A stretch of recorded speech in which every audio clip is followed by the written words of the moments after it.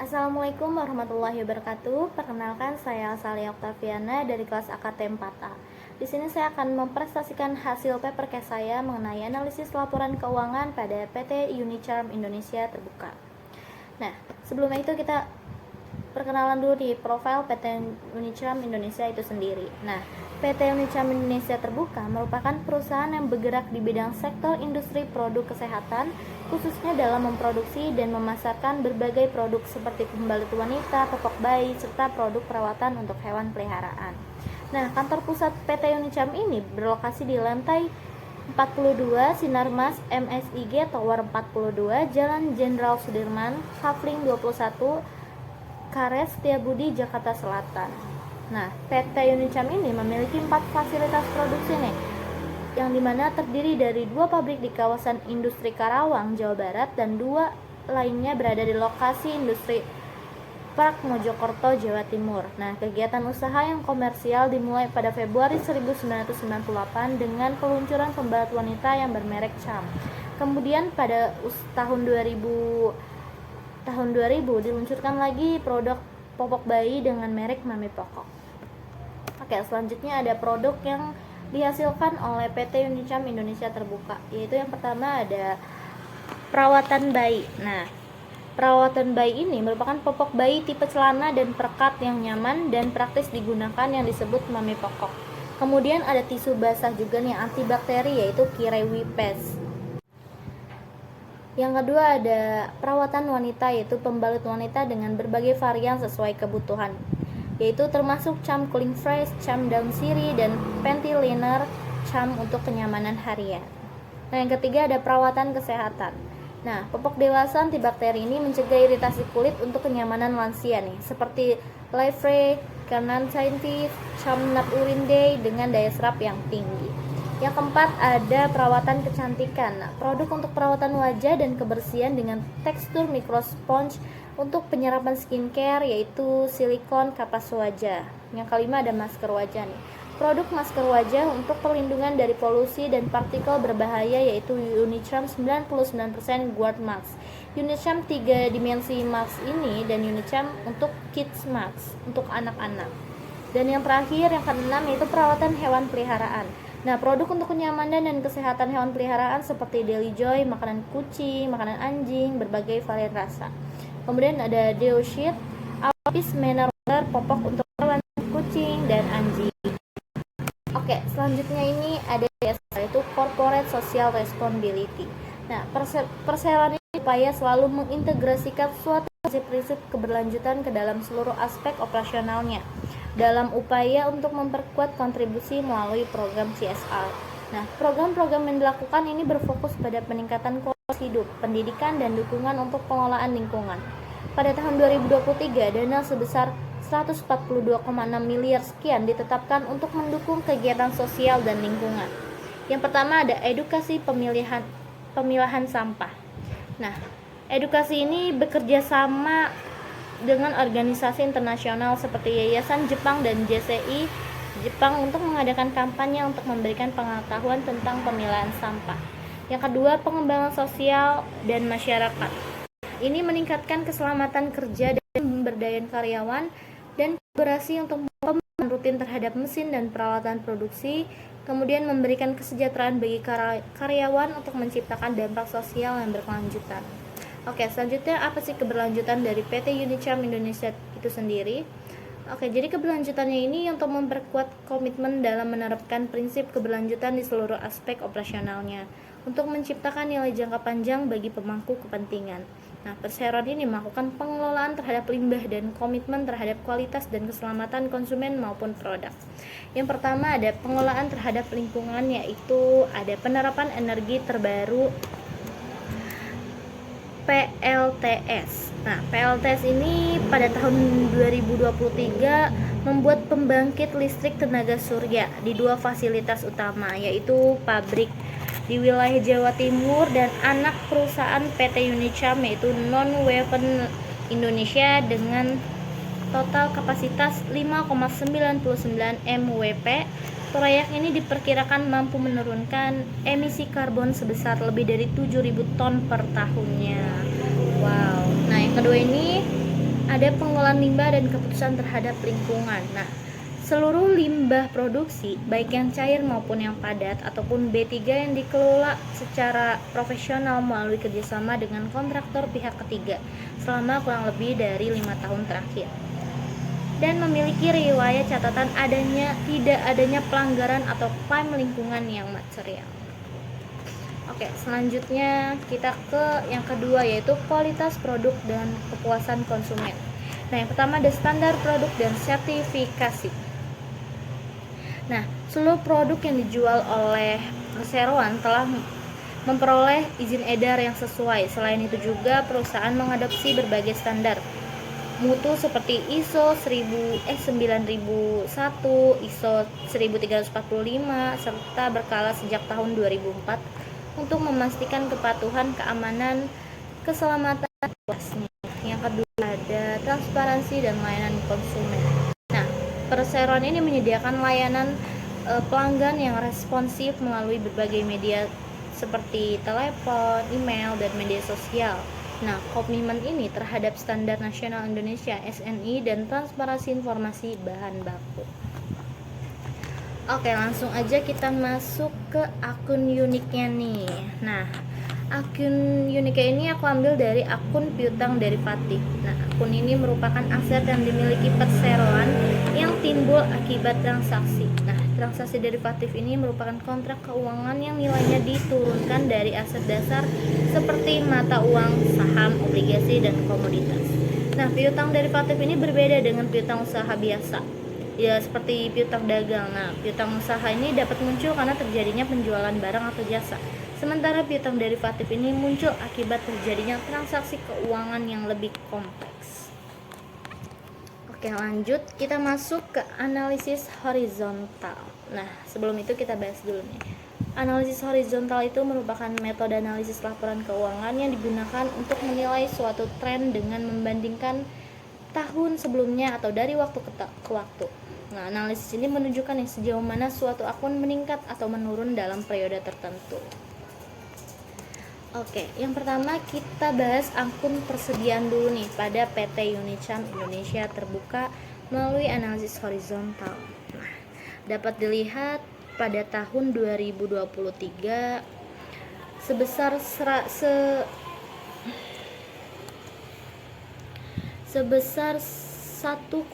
triliun sekian pada tahun 2023 dan 1,3 triliun sekian pada tahun 2022 mengalami penurunan 97 juta atau setara 7%. Nah, hal ini terjadi karena diakibatkan berkurangnya penambahan persediaan dan melakukan pemulihan kembali selama periode berjalan nih. Perusahaan ini mengurangi aktivitas pembelian. Nah, karena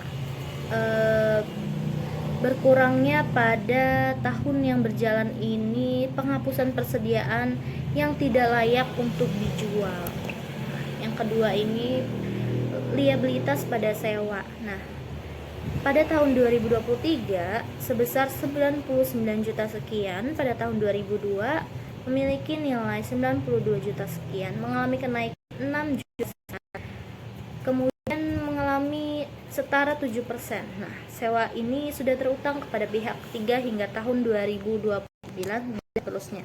Namun mengalami perubahan nilai di masa depan dan memiliki bunga yang tinggi mencapai 120 juta dibandingkan tahun 2020 sebesar 9 juta sekian. Nah, jadi bunganya ini cukup besar dari tahun ke tahunnya. Oke, selanjutnya ini analisis horizontal pada laporan laba rugi. Di sini ada pendapatan neto. Pada tahun 2023 pendapatan neto sebesar 10 triliun dan pada tahun 2022 10,3 triliun sekian, mengalami penurunan sebesar 72 miliar atau setara 1%. Nah, pendapatan neto ini mengalami penurunan yang disebabkan oleh adanya pengalihan produk yang diakui di suatu waktu dan jasa transparansi dan penanganan yang belum diakui sehingga disajikan sebagai pendapatan ditangguhkan, jadi tidak bisa menjadi pendapatan neto. Oke, selanjutnya ada beban penjualan. Nah, kenaikan ini cukup terlihat baik ya, karena pada tahun 2023 sekitar 1,2 miliar sekian, dan pada tahun 2022 sekitar 1,1 miliar sekian, mengalami kenaikan 50 juta atau setara 4%. Nah, kenaikan ini cukup terlihat baik karena mengalami kenaikan nih pada tahun sebelumnya yang disebabkan oleh pada tahun 2003 perusahaan mengurangi pembelian bahan baku dan mengalami penurunan persediaan. Lanjut kita ke analisis vertikal. Jadi analisis vertikal ini merupakan metode analisis laporan keuangan yang menyajikan setiap akun dengan mencari proporsi akun pada kelompok atau subkelompok suatu akun. Di sini kita pakai yang horizontal dulu pada piutang derivatif nih. Pada tahun 2023 tidak ada piutang derivatif, namun pada tahun 2022 ada piutang derivatif sebesar 493 juta, mengalami penurunan ya. Jadi pada tahun 2003-nya tidak ada. Nah, jadi perusahaan ini tidak melakukan kontrak derivatif nih, sedangkan pada tahun 2022 perusahaan itu melakukan kontrak. Nah, hal ini tuh kita analisis yaitu dilakukan karena kebijakan resikonya nih dan tidak ada perlindungan bagi nilai di pasar derivatif sehingga PT Unicam ini melakukan pertimbangan lebih dalam lagi. Nah, yang kedua ini ada aset tetap. Pada tahun 2023 aset tetap senilai 2, miliar sekian, pada tahun 2022 mengalami nilai 2,1 miliar sekian. Atau pada tahun 2023 proporsinya menurun dari 26% menjadi 25% dari total aset lancarnya nih. Jadi aset tetap yang dimiliki stabilitas dalam penurunan dari 26% menjadi 25%. Nah, hal ini disebabkan pada tahun 2022 hingga 2023 tidak melakukan investasi nih si PT ini. Jadi pada asetnya selama tahun berjalan, namun tetap ada penurunan nilai atau penyusutan pada aset tetapnya, namun tidak signifikan.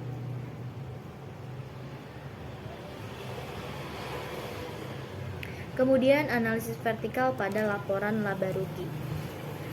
Nah, jadi di sini ada beban pokok pendapatan pada tahun 2023 sekitar 8,2 miliar sekian, pada tahun 2022 sekitar 8,4 miliar sekian, atau pada tahun 2023 mengalami 80% proporsi dari pendapatan neto, yaitu pada tahun 2022 sekitar 82% mengalami proporsi dari pendapatan neto.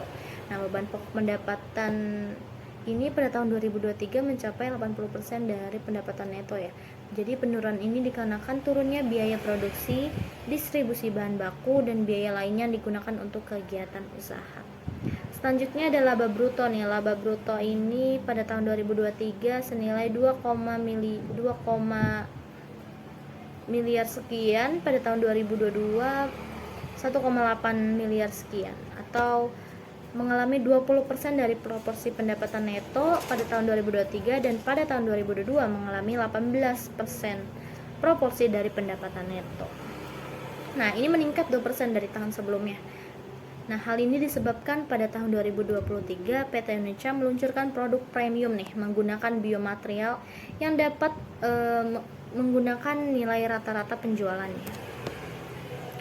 Oke, selanjutnya kita ke analisis rasio likuiditas. Nah, analisis ini merupakan metode untuk menilai kemampuan perusahaan dalam memenuhi kewajiban jangka pendeknya dengan menggunakan aset lancar yang dimiliki. Jadi yang pertama ini ada perputaran inventory. Nah, dapat dilihat ini menggunakan COGS dibagi rata-rata persediaan.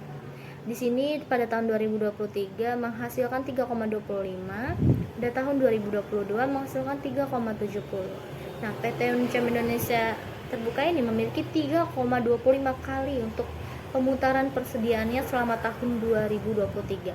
Pada tahun 2022 sebesar 3,70 persediaan bahan baku cukup meningkat dibandingkan tahun 2021 sebesar 444 juta. Hal ini mengakibatkan stok barang jadi berkurang pada tahun 2023 nih.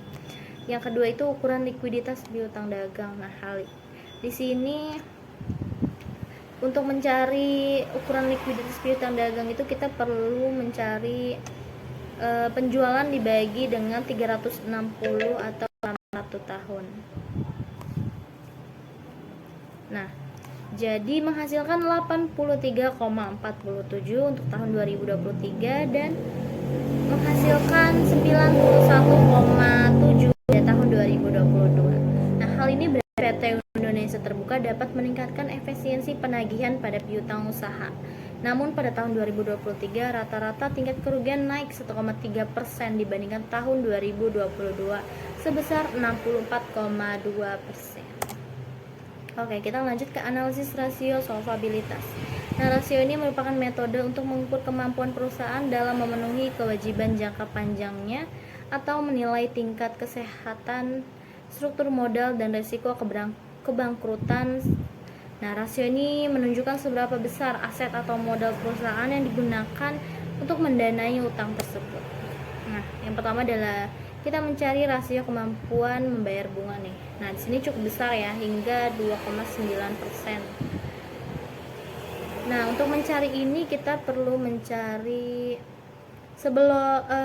modal sebelum beban pajak dan bunga, terus dibagi dengan utang bunganya. Nah, ini menghasilkan 2,9% untuk tahun 2023 dan untuk pada tahun 2022 menghasilkan 1,9%.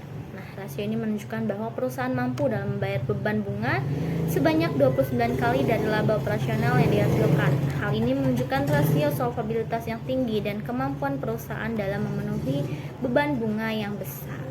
Yang kedua ada rasio utang jangka panjang terhadap ekuitas. Nah, untuk mencarinya kita perlu melihat total utang jangka panjangnya nih dibagi total ekuitasnya, itu menghasilkan 7% untuk tahun 2023 dan menghasilkan 7% juga untuk tahun 2022. Namun tidak beda jauh nilainya ya. Karena tidak beda jauh nilainya, maka menghasilkan persentase yang sama. Nah, hal ini terlihat bahwa proporsi utang jangka panjang yang terhadap ekuitas terlihat kecil karena PT Indonesia Terbuka menggunakan pendanaan internal. Nah, perusahaan mengurangi resiko pendanaan jangka panjang dan memilih investor yang resikonya lebih rendah. Oke, yang terakhir kita masuk ke analisis rasio profitabilitas. Nah, analisis ini merupakan metode untuk mengukur kemampuan perusahaan untuk menghasilkan laba dari penjualan aset atau ekuitas yang dimilikinya. Rasio ini menggambarkan tentang efisiensi operasional dan efektivitas manajemen dalam mengolah sumber daya untuk mendapatkan keuntungan. Nah, di sini ada rasio perputaran modal kerja. Modal kerja itu merupakan selisih antara aset lancar dan kewajiban lancarnya. Di sini untuk mencari rasio perputaran modal kerja yaitu pendapatan dibagi rata-rata modal kerja menghasilkan 341% dari tahun 2023 dan 384% untuk tahun 2022. Nah, rasio mencapai 300% ini menunjukkan kinerja modal kerja yang baik, di mana setiap satu modal kerja menghasilkan 3 penjualan. Pemanfaatan modal kerja ini untuk menghasilkan penjualan sedikit menurun diakibatkan bertambahnya liabilitas jangka panjang dan meningkatkan aset tidak lancar namun tidak menghasilkan penjualan. Nah, yang terakhir, rasio laba kotor terhadap penjualan. Di sini untuk mencarinya yaitu laba kotor dibagi penjualan menghasilkan 20% tahun 2023 dan 18% menghasilkan tahun 2022. Nah, kenaikan ini mengindikasi adanya efisiensi produksi dan pengendalian biaya bahan baku dan proses produksi laba kotor justru meningkat di mana laba bersih juga ikut meningkat berarti. Nah, perusahaan juga menggunakan material organik dalam produk. Nah, langkah ini meningkatkan nilai produk di mata konsumen sehingga bisa menaikkan nilai harga rata-ratanya. Oke, sekian, terima kasih. Bila ada kekurangan saya mohon maaf, dan bila ada kesalahan dalam atas penyampaian hasil dari analisis laporan keuangan pada PT Unicam Indonesia Terbuka. Wassalamualaikum warahmatullahi wabarakatuh.